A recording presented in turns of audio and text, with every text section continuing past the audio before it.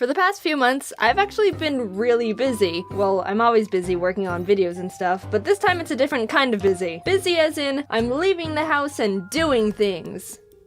Like an average person. In my defense, it's a lot more than normal, okay? Don't judge me yet. In April, there was VidCon Europe, then in May, I went to Phoenix Comic Con, I was moving, followed by VidCon US, and right after that, we had a meetup in Boise, Idaho. It was nuts, and I almost emotionally died. But that's not the point. I did a lot of traveling, and I'm gonna talk about that part. I think it's a fairly common thing to have traveled at least a little bit, and if you haven't, you should leave.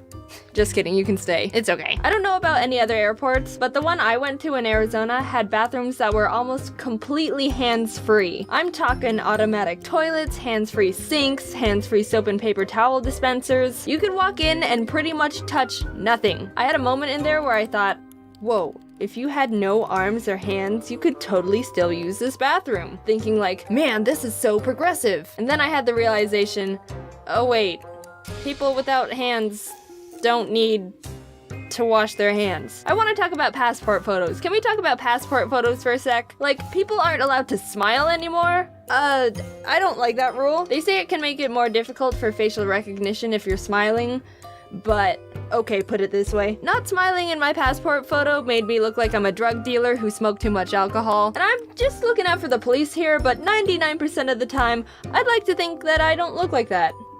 Hopefully. Moving sidewalks. There's not much else to say here. I really love the moving sidewalks airports have, and I wish more places had them. I've imagined, what if we replaced cars and roads with moving sidewalks? Because then people can just go at speeds they want to, and if you crash into someone, then it's like, oh, sorry, man.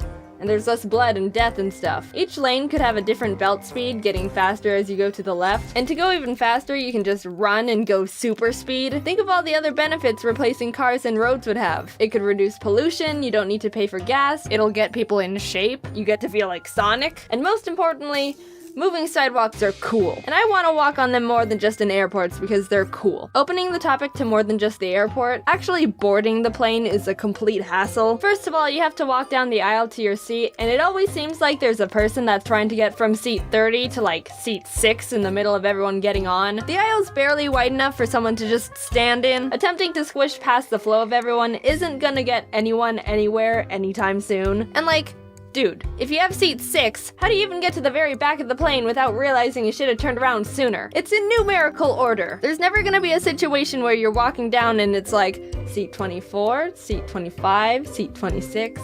Oh, seat 3! There it is! If you're stuck in the back, just wait until it's more clear to walk. You've got time, don't worry. It's not gonna be like, okay, everyone's on the plane?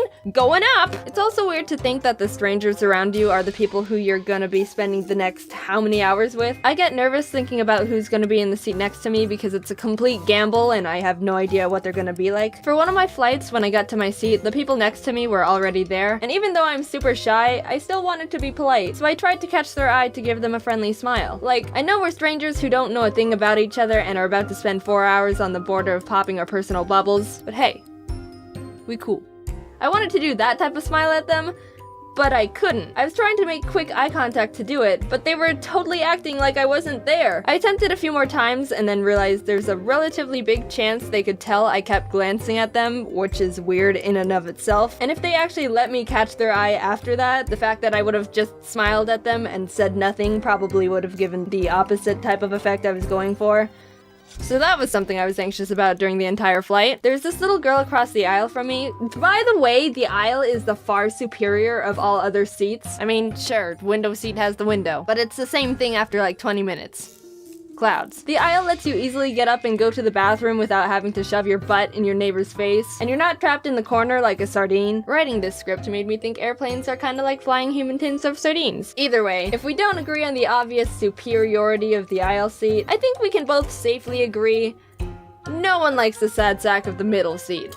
No one. If you do, no you don't. Anyway, so there was this little girl across the aisle from me, and she was super chipper and peppy, talking to her mom and having fun. At one point she looked over at me and said, I like your shoes. And you know how you get into a mode where you aren't expecting anyone to try and communicate or interact with you, so you kind of go into life autopilot? Well, I was in the middle of that, so she really caught me off guard and I had to quickly reboot and say, "Oh, thank you." It was nice of her to say, but man did she catch me at a bad time. My brain was completely out to lunch. I thought it was also funny that after she said that, she immediately looked at her mom like, "Did you see me be nice and compliment that girl's shoes?" The mom didn't do much. She looked tired. After I thanked her, I thought that was the end of the interaction, but she started talking more. When I was her age, I was a shy turtle of a human being and didn't want to talk to anyone, so I was surprised at how social and amiable this girl was for being so young. She was talking to me for maybe like 15 or so minutes, and I would tell you what we talked about, but the entire time I had absolutely no idea what she was saying to me. The fact that the plane jets were so loud and we were separated by an aisle made it so I could see her mouth moving, and it was obvious she was making sounds,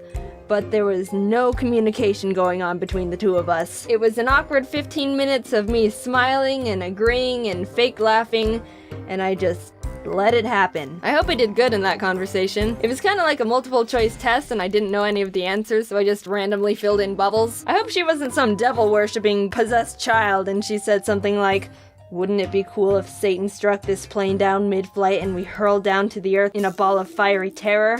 And I was just like,